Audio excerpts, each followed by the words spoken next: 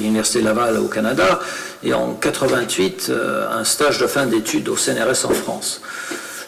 J'ai aussi participé comme volontaire à des écoles d'été co-organisées par l'IEG et la Faculté des Sciences, et aussi organisé au nom de l'IEG à 2 reprises, je crois en 86 puis en 87, une conférence d'informatique, conférence sur la privatisation avec l'USAID grâce à Salah Brik El-Haneshi, pour qui j'ai énormément de respect.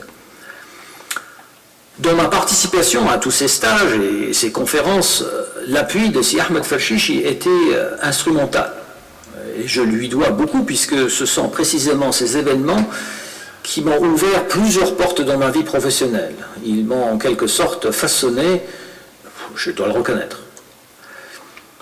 Nous sommes réunis aujourd'hui physiquement ou virtuellement, dans mon cas, pas pour un événement triste et affligeant, mais bien que nous soyons affectés par la disparition de notre ami et collègue, c'est plutôt pour célébrer la vie de notre ami, mentor et collègue, et reconnaître l'impact qu'il a eu et continuera à avoir sur nous, nos caractères respectifs et nos vies.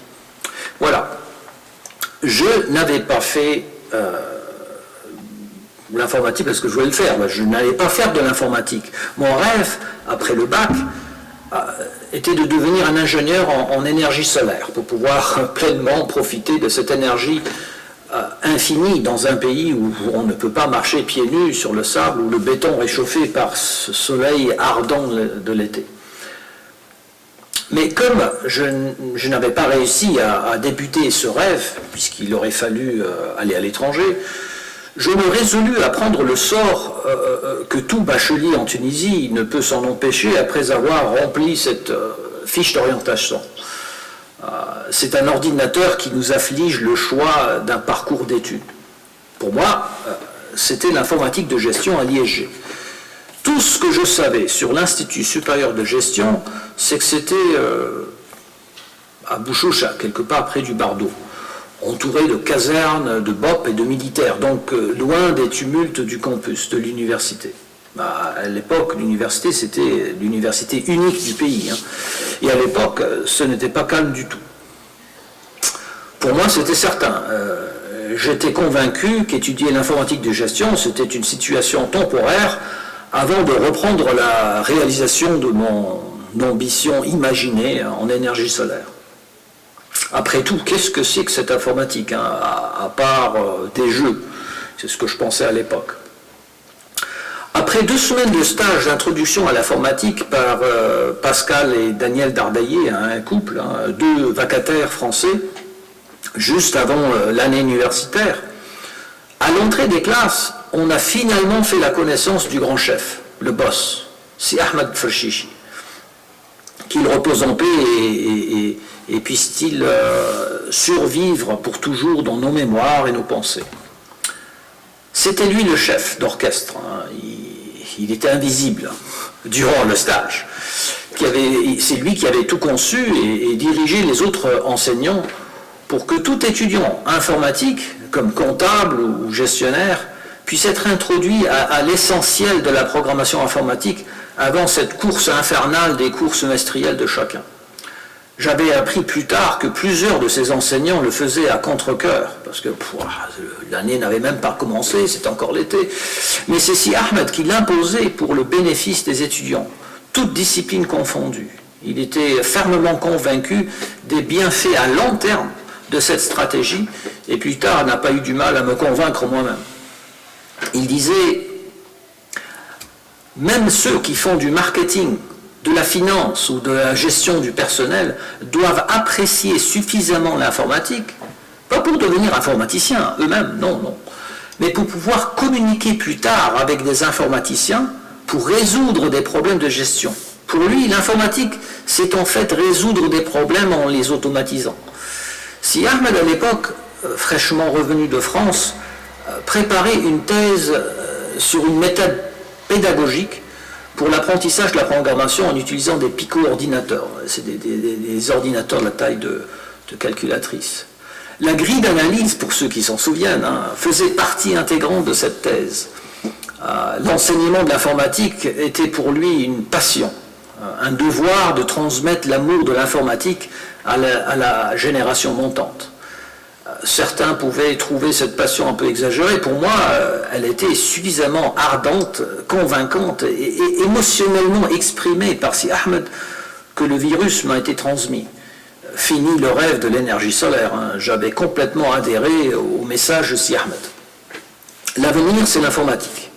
Et nous, Tunisiens, avions une opportunité de prendre le train en marche avant qu'il ne prenne de la vitesse. Et pouvions même le conduire à notre guise. C'était il y a 40 ans. Et il le pensait sincèrement.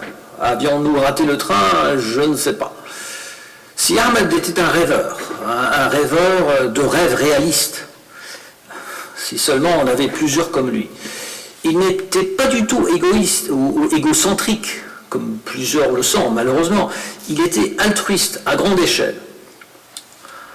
En classe, c'était à l'école normale adjacente de Liégé, il nous apprenait en premier lieu à résoudre des problèmes, en les découpant en petits sous-problèmes, puis ordonner les solutions intermédiaires en un algorithme.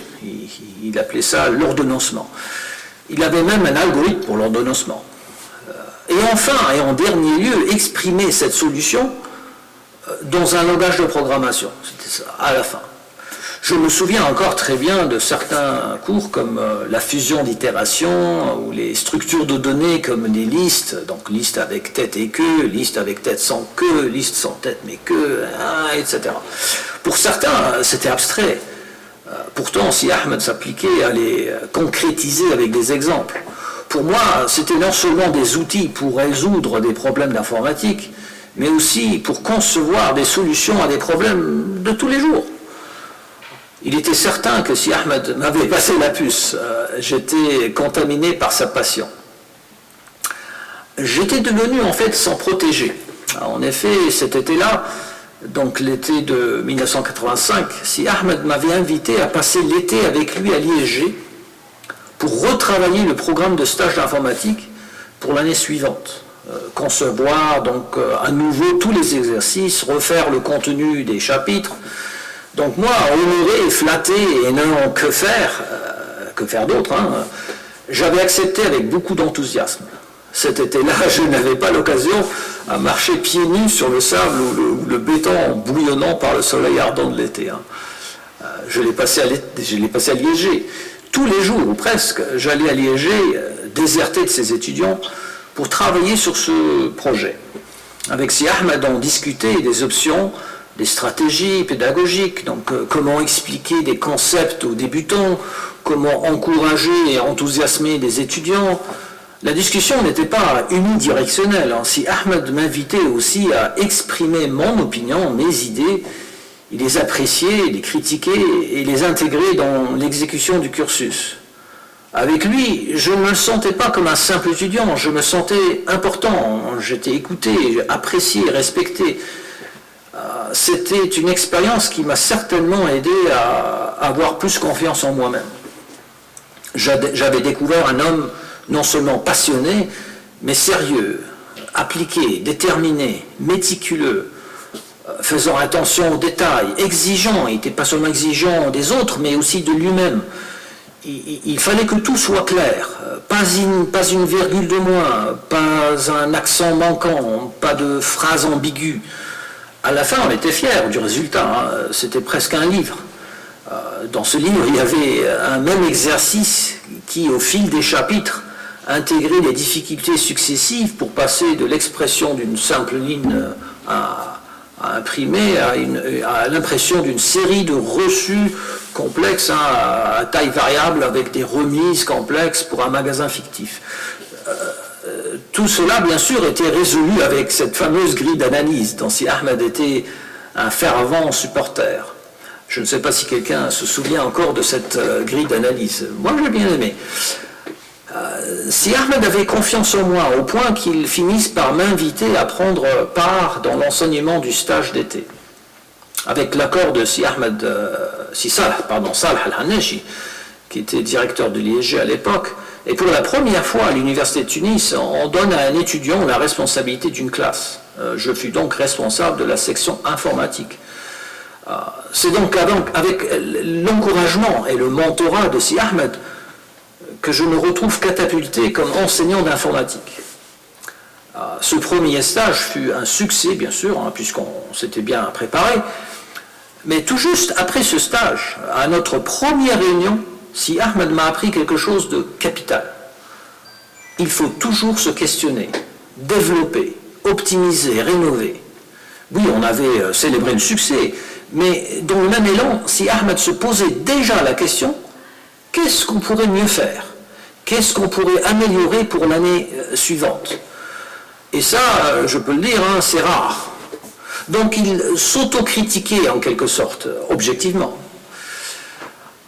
Il était fortement et véritablement convaincu des bienfaits à long terme de l'éducation et des sciences dans le développement du pays. Tanmiyat al-Bilad, comme il m'en avait fait part dans une de ses correspondances par email. Durant ces dernières années, Si Ahmed m'avait invité à plusieurs reprises pour participer à des conférences à Tunis. La dernière fois, il y a moins d'un an. Malheureusement, je ne pus venir en hiver 2023 en réponse à son invitation, vu mes engagements ici. Dans une de ses missives, c'est quelque chose qui m'a touché, dans une de ses missives, Si Ahmed, qui était toujours humble et respectueux, m'écrivait ceci alors. لا شك أنكم تتذكرون السهرات الليلية ونحن نعد ملفات عمل المنشطين في مركز الإعلامية. لماذا كنتم تصطحبني أو أصطحبكم؟ هل تتذكرون؟